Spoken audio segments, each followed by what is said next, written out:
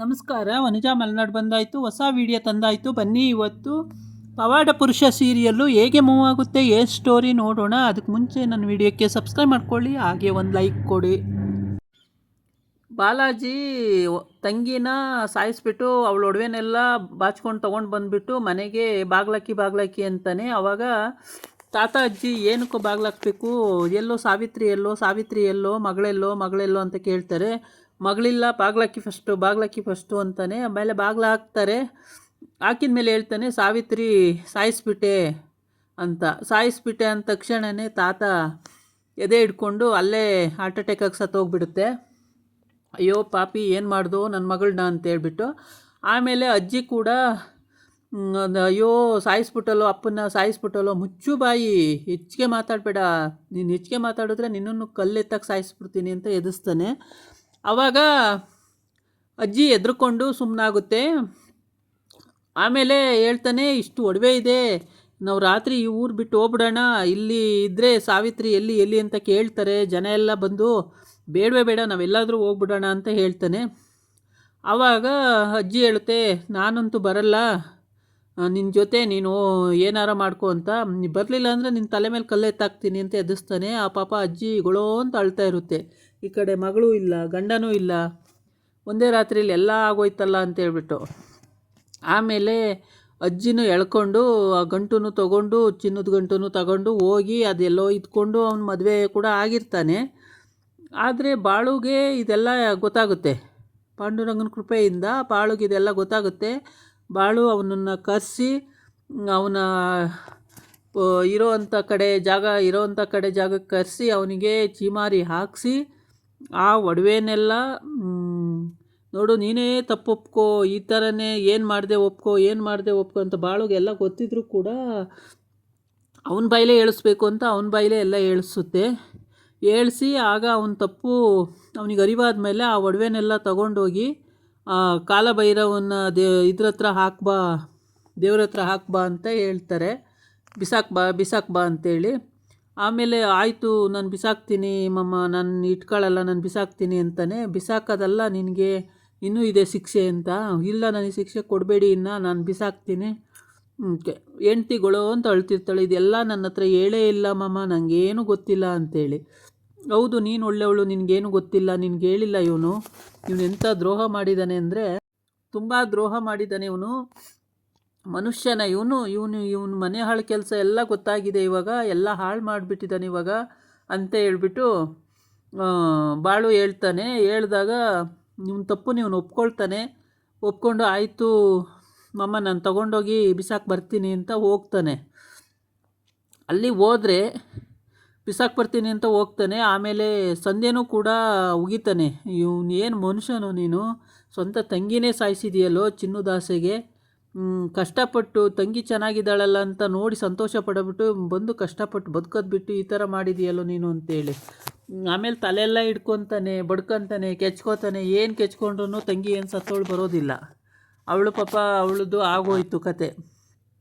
ಆದ್ರೂ ಅಷ್ಟೆಲ್ಲ ಅಪ್ಪನ ಸಾಯಿಸವನೇ, ತಂಗಿ ಸಾಯಿಸಿದಾನೆ, ಅಮ್ಮನ ಏನು ಮಾಡ್ದ ಅಂತ ಗೊತ್ತಾಗಿಲ್ಲ ಇನ್ನೂ. ಹೆಂಡ್ತಿಗಂತೂ ಮಕ್ಕಳಿಲ್ಲ ಅಂತ ಚಿಂತೆ. ಈ ಥರ ಎಲ್ಲ ಹಾಳು ಮಾಡಿರೋದ್ರಿಂದ ಅವನು ಏನು ಮಾಡಿದ್ರೂ ಉಪಯೋಗಕ್ಕೆ ಇಲ್ದಂಗೆ ಆಗ್ಬಿಡ್ತು. ಆವಾಗ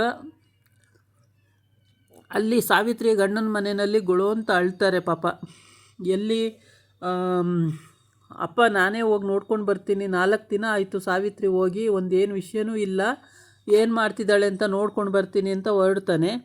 ಆವಾಗ ಆಳು ಇದ್ದಾನಲ್ಲ ಅವನು ನನ್ನ ಜೊತೆಗೆ ಇಬ್ಬರೂ ಹೋಗಿ ಬರ್ತೀವಿ ಅಂತ ಅಲ್ಲಿ ಹೋಗ್ತಾರೆ, ಎಲ್ಲ ವಿಚಾರಿಸ್ತಾರೆ, ಮಾಡ್ತಾರೆ. ಸಾವಿತ್ರಿ ಊರಿಗೆ ಬಂದಿಲ್ಲ ಅಂತ ಆಗುತ್ತೆ. ಆವಾಗಂತೂ ತುಂಬ ಬೇಜಾರಾಗುತ್ತೆ. ಅಲ್ಲಿಂದ ವಾಪಸ್ ಮನೆಗೆ ಬರ್ತಾರೆ. ಮನೆಗೆ ಬಂದು ಅಪ್ಪ ಹತ್ರ ಹೇಳ್ತಾನೆ. ಅಪ್ಪ ಊರಿಗೆಲ್ಲ ಹೋಗಿ ಅಳ್ತಾ ಇರ್ತಾನೆ ಕೂತ್ಕೊಂಡು. ಅಳ್ತಿದ್ದಾಗ ಆಳು ಹೇಳ್ತಾನೆ, ಯಾಕೋ ಅಳ್ತಿದ್ದೀಯಾ, ಏನು ಸಾವಿತ್ರಿ ಬರಲ್ಲ ಅಂದ್ಲೇನೋ, ಏನು ಕಥೆನೋ ಅಂತ ಕೇಳಿದಾಗ, ಇಲ್ಲ ಅಪ್ಪ ಹಂಗೇನಿಲ್ಲ ಅಂತಾನೆ ಅಳ್ತಾನೆ. ಮತ್ತು ನೀವಿಬ್ಬರು ಏನು ವಿಷಯ ಹೇಳ್ದಲ್ಲ ಹೋದರೆ ನನಗೇನು ಗೊತ್ತಾಗಬೇಕು, ಏನು ಹೇಳಿ ಅಂತ. ಅಯ್ಯೋ ಪಾಂಡುರಂಗ, ಏನಾಯಿತು ಹೇಳ್ರು ಅಂತ. ಆವಾಗ ಹೇಳ್ತಾನೆ, ಇಲ್ಲ ಸಾವಿತ್ರಿ ಊರಿಗೆ ತಲುಪಿಲ್ವಂತೆ, ಊರಿಗೆ ಹೋಗೇ ಇಲ್ವಂತೆ ಅಂತ ಆಳು ಹೇಳ್ತಾನೆ. ಆಗ ಮತ್ತು ಎಲ್ಲಿಗೆ ಹೋದ್ಲಂತೆ ಸಾವಿತ್ರಿ, ಏನೋ ಗೊತ್ತಿಲ್ಲ, ಮನುಷ್ಯ ಒಬ್ಬನೇ ಹೋದ್ನಂತೆ, ಸಾವಿತ್ರಿ ಊರಿಗೆ ಹೋಗಿಲ್ಲ ಅಂತ ಆಯಿತು. ಆಮೇಲೆ ಅಪ್ಪ ಮಗ ಇಬ್ಬರು ಕಟ್ಕೊಂಡು ಅಳ್ತಾರೆ. ತಾತನೂ ಕೊಳ್ಕೊಂಡು ಅಳ್ತಾರೆ. ಪಾಪ ತುಂಬ ಅಳ್ತಾರೆ. ಎಲ್ಲರಿಗೂ ಅಚ್ಚುಮೆಚ್ಚು ಸೊಸೆ ಆಗಿರ್ತಾಳೆ ಅವಳು, ಒಬ್ರಿಗೂ ಬೇಡ ಅನಿಸೇ ಇರಲ್ಲ. ಅಂಥದ್ರಲ್ಲಿ ಈ ರೀತಿ ಮಾಡಿರೋದ್ರಿಂದ ತುಂಬಾ ನೋವಾಗ್ಬಿಟ್ಟಿದೆ. ಈ ಕಡೆ ಬಾಳು ಎಲ್ಲ ರೀತಿಯೂ ಅವನ ಹತ್ರನೇ, ಅವನ ಬಾಯಿಂದನೇ ಬಾಯಿ ಬಿಡಿಸಿ ಅವನು ಕೊನೆಗೆ ಎಲ್ಲ ತಪ್ಪು ಒಪ್ಕೊಂಡ್ಮೇಲೆ ಸಾವಿತ್ರಿ ಒಬ್ಬಳನ್ನೇ ಸಾಯಿಸಿಲ್ಲ ಇವನು, ಇನ್ನೂ ಸಾಯಿಸಿದ್ದಾನೆ ಎಲ್ಲರನ್ನೂ ಅಂತ ಹೇಳಿದಾಗ, ಇನ್ಯಾರನ್ನ ಸಾಯಿಸಿದ್ಯಾ, ಬಾಯಿ ಬಿಡು ಅಂತ ಬಾಯಿ ಬಿಡಿಸಿದಾಗ ಒಪ್ಕೋತಾನೆ. ನಮ್ಮ ಅಪ್ಪನೂ ಬಂದು ಈ ಥರ ಹೇಳಿದ ತಕ್ಷಣ ನಮ್ಮ ಅಪ್ಪನೂ ಸತ್ತೋದ ಅಂತ ಹೇಳ್ತಾನೆ. ಅಯ್ಯೋ ಪಾಪಿ, ಎಲ್ಲನೂ ಸಾಯಿಸ್ಬಿಟ್ಟಿಯಲ್ಲೋ ನೀನು ಅಂತೇಳಿ ಬೈಕೊಂಡು ಆ ಕಡೆ ತಾತ ಅಂದರೆ ಸಾವಿತ್ರಿ ಮಾವ ಗಂಡ ಎಲ್ಲೋಗಳು ಅಂತ ಅಳ್ತಾರೆ. ಪಾಪ ಎಲ್ಲರೂ ಯೋಚನೆ ಮಾಡ್ತಾರೆ, ಅಳ್ತಾರೆ. ಏನು ಮಾಡಬೇಕು ಅಂತ ಗೊತ್ತಿಲ್ಲ, ಯಾರನ್ನು ಕೇಳ್ತಾರಲ್ಲಿ.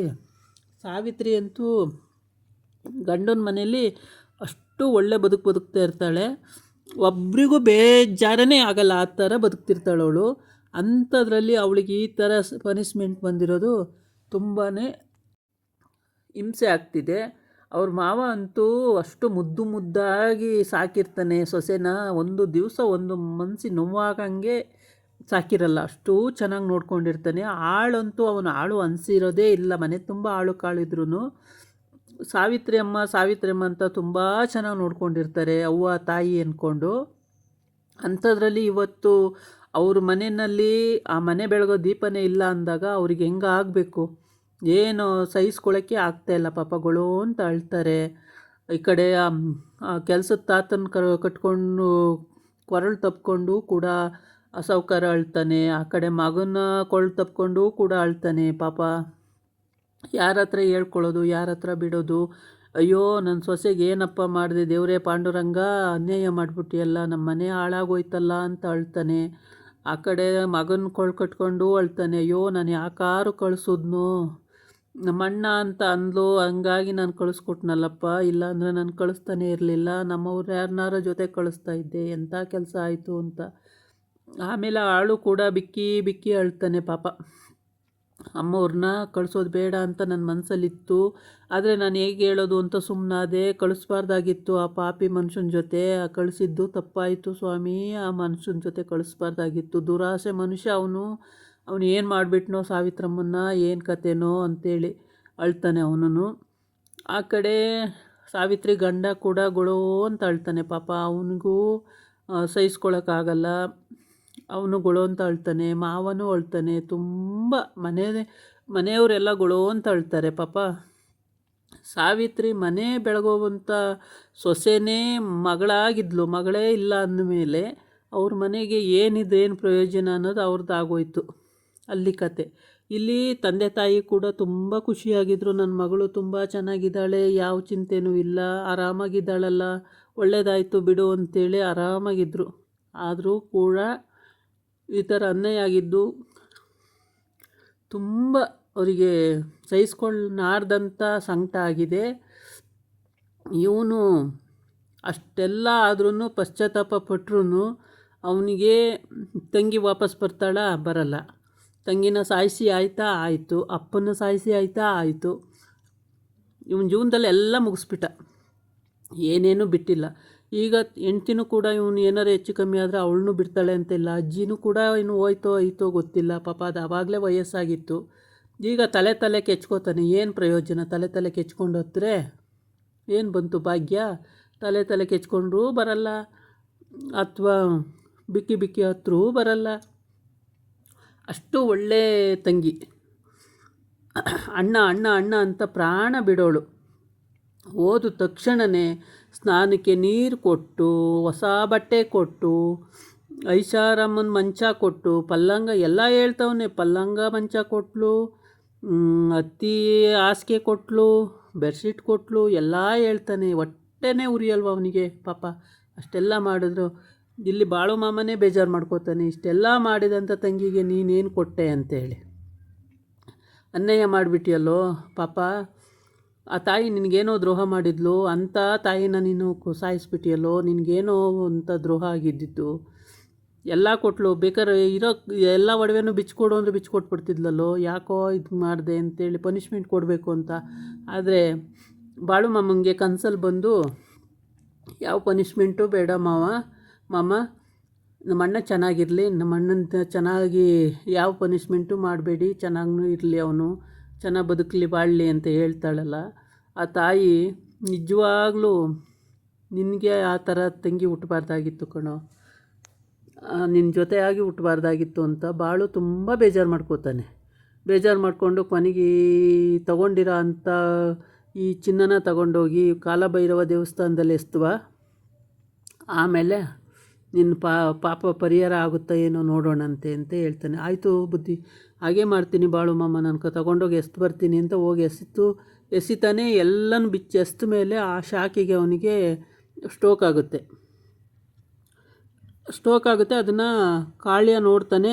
ನೋಡಿಬಿಟ್ಟು ಕಾಳಭೈರಿಗೆ ಹೋಗಿ ಹೇಳ್ತಾನೆ, ಈ ರೀತಿ ಈ ಎಲ್ಲನೂ ತಗೊಂಡೋಗಿ ಬಿಚ್ಚಿ ಎಸ್ತಾ ಅವನು ಯಾರೋ ಒಬ್ಬ ಎಲ್ಲ ಎಸ್ತಾದ್ಮೇಲೆ ಅವನಿಗೊಂಥರ ಮೂರ್ಛೆ ರೋಗ ಬಂದಂಗೆ ಬಿದ್ದೋದ ಅಂತೇಳಿ. ಹೌದಾ, ಎಲ್ಲಿ ಅಂದರೆ ದೇವಸ್ಥಾನದ ಹತ್ರ. ತಗೊಂಡು ಬರೋಗು ಮತ್ತೆಲ್ಲ ಅಂತ. ನಾನು ತರಕ್ಕೆ ಹೋದರೆ ಯಾರ್ಯಾರೋ ಊರು ಜನ ನೋಡಿ ಮತ್ತೆ ಬಾಳು ಮಾಮಂಗೆ ಹೇಳಿ, ಬಾಳು ಮಾಮ ನನ್ನನ್ನು ಕರೆಸಿ ನನಗೆ ಪನಿಷ್ಮೆಂಟ್ ಕೊಡ್ತಾರೆ, ನಾನು ಹೋಗಲ್ಲ, ನೀವು ಬನ್ನಿ ಕಾಳಭೈರೆ, ನೀವು ಬನ್ನಿ ಅಂತ ಹೇಳ್ತಾನೆ. ಅದಕ್ಕೆ ಅವನು ಸರಿ ನಾಳೆ ಹೋಗಿ ಬೆಳಿಗ್ಗೆ ತಗೊಂಬರೋಣ ಅಂತ ಮಾತಾಡಿದ್ರು. ನಾಳೆ ಬೆಳಿಗ್ಗೆವರೆಗೂ ಕಾಯೆಲ್ಲ ಯಾರು ಎತ್ಕೊಂಡು ಹೋಗ್ತಾರೆ, ಇವಾಗಲೇ ಹೋಗೋಣ ಅಂತೇಳಿ ಸರಿ ಅಂತೇಳಿ ಅವ್ರು ಹೋಗ್ತಾರೆ. ಈ ಕಡೆ ಬಾಳು ಎಲ್ಲ ತೀರ್ಮಾನ ಆದಮೇಲೆ ಮನೆಗೆ ಹೋಗ್ತಾನೆ. ಮನೆಗೆ ಹೋದಾಗ ಅಲ್ಲಿ ಅವ್ರಿಗೆ ಅಕ್ಕ ಇರ್ತಾಳೆ ಲ್ಯಾಟಿನ್ ಇಟ್ಕೊಂಡು ಕತ್ಲೆಲ್ಲ. ಗಂಗಕ್ಕ ಅಂತ ಹೋಗ್ತಾನೆ. ಓ ಬಾಳು ಬಂದ್ಯಾ ಬಾ ಅಂತೇಳಿ ನಗುಮುಖದಿಂದನೇ ಸ್ವಾಗತ ಮಾಡ್ತಾಳೆ. ಆಮೇಲೆ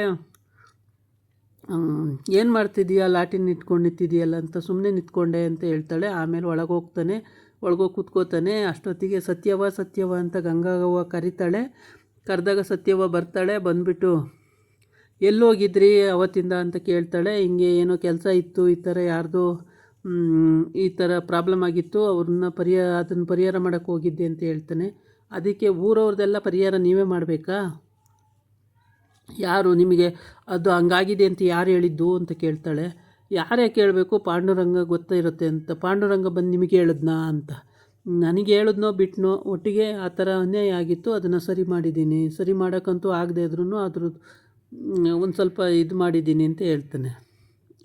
ಆಮೇಲೆ ಗಂಗಗೆ ಅದೆಲ್ಲ ಲೆಕ್ಕನೇ ಗೊತ್ತಾಗಲ್ಲ. ಅವಳು ಆಯಿತು ಸರಿ ಬಿಡು ಅಂತ. ಆಮೇಲೆ ಗಂಡ ಹೆಂಡ್ತಿ ಇಬ್ಬರು ಜಗಳ ಆಡ್ತಾರೆ ಅಂತೇಳ್ಬಿಟ್ಟು, ಹೋಗಿ ಅಡುಗೆ ಮಾಡೋಗು ನೀನು, ಜಗಳ ಆಡಬೇಡಿ ಇವಾಗ, ಹೋಗು ಅಡುಗೆ ಮಾಡು ಅಂತ ಹೇಳ್ತಾಳೆ ಗಂಗಾ. ಆಗ ಸತ್ಯವ ಹೋಗಿ ಅಡುಗೆಗೆ ಹೋಗ್ತಾಳೆ. ಸರಿ ಏನಾರ ಮಾಡ್ಕೊಳ್ಳಿ, ನಾನು ಹೋಗಿ ಅಡುಗೆ ಮಾಡ್ತೀನಿ ಅಂತೇಳ್ಬಿಟ್ಟು. ಆಗ ಪಾಂಡುರಂಗನ ದಯೆಯಿಂದ ಎಲ್ಲ ಸರಿ ಹೋಯ್ತು ಅಂತ ಹೇಳ್ತಾ ಇರ್ತಾನೆ. ಪಾಂಡುರಂಗ ಬಂದಿದ್ನ ಹೇಳೋಕ್ಕೆ ಅಂತ ಅಲ್ಲಿ ಅಡುಗೆ ಮಾಡ್ತಿದ್ದವಳು ಕೂಗ್ತಾಳೆ. ಆಮೇಲೆ ಸರಿ ಬಾಳು ಏನು ಮಾತಾಡಲ್ಲ, ಸುಮ್ಮನಾಗ್ತಾನೆ. ಈ ಕಡೆ